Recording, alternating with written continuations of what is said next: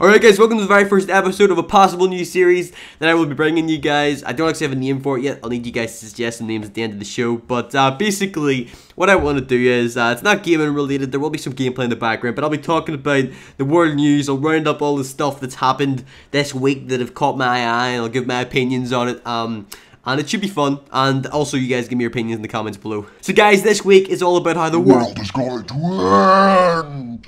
Basically how the world's going to end.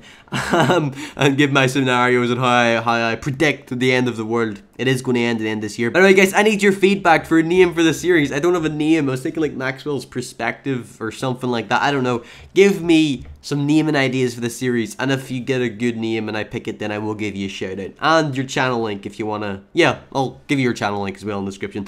So please give me some name ideas. But anyway guys, you're probably thinking Maxwell. We all know the world isn't going to actually end in 2012. Well, let me tell you, the world is going to end in 2012. And it may not be because of this whole Nyan calendar, whatever you call it. Nyan Cat.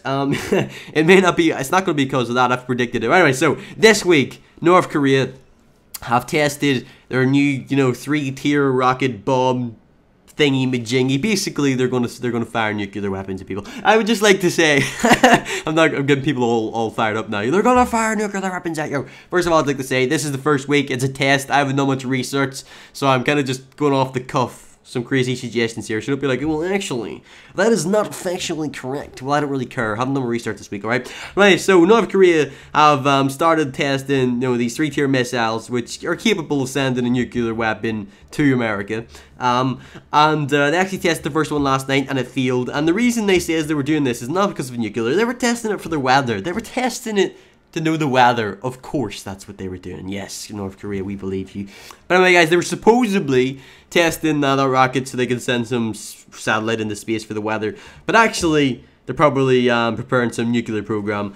Now, on first occasions, I would look at this and I would think, right, why would North Korea, this tiny little country, who is malnutritioned, they have a big army, but their army is like sticks, right? Apparently their army don't actually get fed, they actually have to hunt for their own food, some crazy stuff like that. So they've got a malnutritioned army, malnutritioned country, a country in famine. Also, if you look at North Korea at night, it's blacked out. They're in blackout for years now. So you probably think, well, how the hell are they, why would they, right, fire a missile at one of the big countries when we would just storm in there and kick their ass, right? That's true. Let me tell you why they would do that. Because they're crazy! These people are crazy!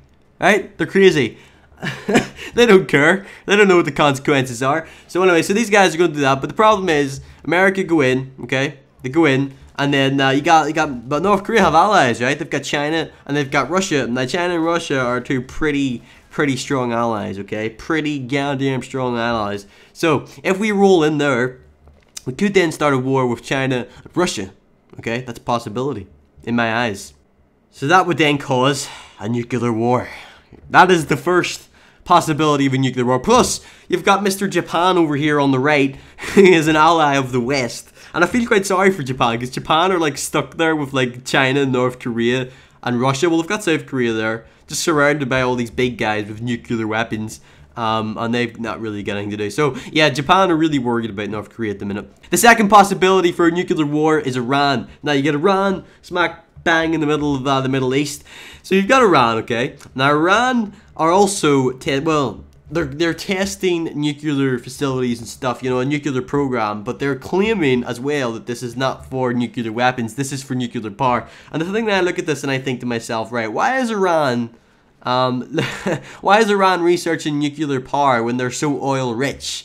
I mean, like, they're one of the richest oil countries in the world, are they not? So why the hell do they need nuclear power? Rubbish! You want to make a nuclear weapon so you can blow us all up! That's what they want, basically, alright? Anyway, so there's a lot of tension with Iran. They've got some tension with some of the other Middle Eastern neighbors, but mainly with America. Particularly the UN, but mainly America. America sort of heading this tension with Iran. Basically, Iran are threatening to make a blockade of the Strait of Hormuz or something like that. Hormuz, something like that. Basically, it is this big strait in between, Iran, Iraq's at the top of it, Saudi Arabia's on the left of it, and that's where, like, a big percentage, I don't know the figures, as I said, I didn't do the research, but a big percentage of the world's oil, and in particular, America's oil, comes through this. So, if Iran then blockade that, then, oil prices in UK and America would go sky high, and it would cause a crisis. Alright? That's what it would do. So then America, if they did that, would have to go in and start a war with Iran. Now again, Iran have this, well, by then I would suppose they would hope to have their nuclear program up and going. And if they do that, again, Iran are crazy people, right? They are crazy. They, one push of a button, the world's going to be end. That's it. Iran, nuclear weapons, are going to kill us all, okay? Now guys, there is another way that I predict the world is going to end that isn't nuclear. This is biological. Now, biological is another threat that I think is going to be like the next nuclear weapon. And it's even more dangerous, believe it or not. Now, biological warfare, basically it was crazy scientist somewhere in the world. As I said, I did do research. So, some crazy scientist somewhere in the world has thought to himself, oh, it'll be a good idea if I create this virus that could wipe out half of humanity if it gets out. Okay, he thought that'd be a good idea. He claims it'll be a good idea because then he can then produce the whatever you call it, the cure. I can't remember. I don't know. I've lost the word. But anyway, he can create what's going to stop this biological thing. But anyway, and he wanted to publish a book on how to make this, right? So that means that any old man, any crazy, well, I suppose you have to be a pretty smart crazy person, but let's say some really smart crazy person got hold of this biological recipe. He could then build this, make this, right? He could walk into an airport, he could let this virus go, and half of us will be dead. Right, that's the other way we're going to do this. But guys, you're probably asking me, hi Maxwell, hi, can we save ourselves? Well, all is not lost, guys. A guy, I think in England, has actually prepared himself for nuclear and biological warfare. He's created a bunker in his garden or somewhere. Basically, his family know what to do. He's got tinned food. He is ready for the apocalypse. And a zombie apocalypse, actually. This bunker will save you from a zombie apocalypse if that ever happens to. But so guys, you're probably thinking, Maxwell, how do you make a bunker? Let me tell you how you make a bunker right now. So guys, if you want to make a bunker and save yourself from the end of the world, this is how we start. First of all, you want a cellar in your house. If you don't have a cellar in your house, what you need to do is get like a big metal sealed container and build a massive hole in your garden and have at least sort of 6 foot of soil above it, right? That's what you want. Now, secondly, you want to completely empty it, which is pretty clear. Then you want to consider getting further insulation because it make it pretty cold down there, you know what I'm saying? Install some bunks, it's pretty obvious, but you don't really need bunks. You can just drag some mattresses down there, you know what I'm saying? Now, this is an important one. Keep a large store of food and water. Now, if there is nuclear war, the water is going to be contaminated with radioactivity, so you can't just be using your tap. You need to stock up on serious amount of water and be ration the water, right? No baths, no showers. You have to be dirty, all right? None of that stuff's going on. All the water needs to be used for drinking and cooking. And the food is pretty obvious, guys. Don't bring down some fresh fish, you know what I'm saying, that's going to rot and smell. You need something that's going to do for years. What you want is you want tinned stuff and you want dried stuff like dried peas and dried pasta, alright? Also, if you have a gun license, then bring your gun down there. My dad has a shotgun, so we're all set up for that. If you don't have a gun license, get one. Next one is get a good first aid kit, guys. Simple things, plasters, bandages, antiseptics, things that are going to stop you dying. And, you know, typical medication, you know, paracetamol, all that good stuff.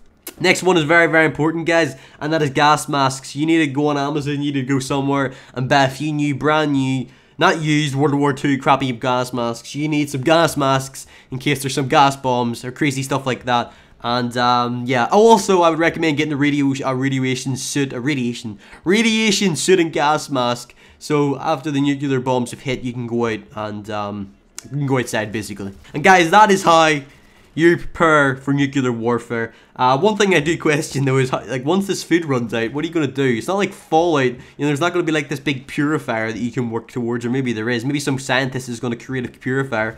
But But if that doesn't happen, you're gonna run out of food. You're gonna go outside, and all the food is gonna be contaminated with radioactivity. But anyway, guys, this has been the first episode of Maxwell's new series that I have no name for it. You need to tell me a name for it in the comments, where I talk about the week's events and round them up. This episode's a bit different, but it'll be sort of more normal next week. So give me some name suggestions in the comments below, guys. This is how the world's going to end, and this is how you're going to survive. This has been Maxwell. Hope you take these tips into consideration. The world is going to end! And